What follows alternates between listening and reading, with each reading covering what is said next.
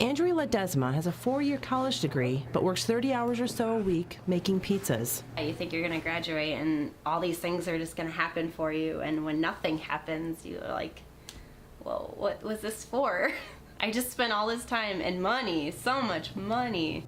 The 28-year-old is not alone. A new study done by the advocacy group Young Invincibles confirms what many millennials suspected. They are worse off than their baby boomer parents. We know the Great Recession has had a big impact on millennials. We also wanted to look at decades-long trend in the economy and in financial security to see what we were facing compared to, for example, what our parents saw when they were our age. The median net worth for young people dropped by half. So young people today have half the median net worth as young people did in the 1980s. Wages have also dropped significantly by 20%.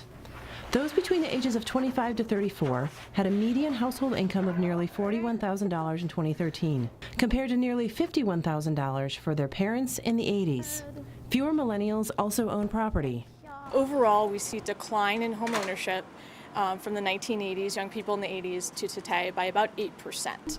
That includes Heather Baker and husband David Marak, who are stuck with $70,000 in student loans. High child care costs caused Baker to stop working over a year ago. And with Marak's $50,000 a year income, they needed to move in with his parents to save up for a house. For me, it wasn't appealing to pay a premium mortgage insurance, pay a bunch of interest on a house that may not be worth that if the market were to crash again, or may not be worth that in the long run if you were to sell it.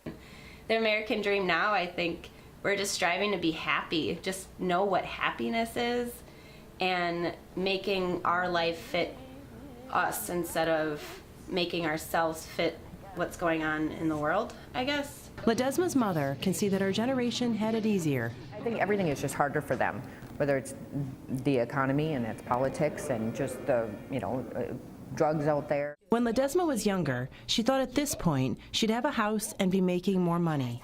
That's not something that people strive for, and that's not something that's even attainable. Millennials living with the reality of a new kind of economy. Carrie Antlfinger, Associated Press.